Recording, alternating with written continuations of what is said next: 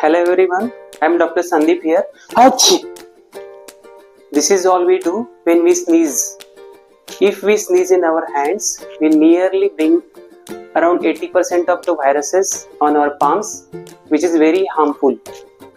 Rather, if you use sleeve to sneeze, nearly 80% of the viral infections can be prevented. And if you start using it, your kids learn in the campaign called Sneeze in the Sleeve. You do not have to spread infection, and above all, sneeze in the sleeve is the new future. Prevent infection, have a safe monsoon and winter, have a great time. Thank you.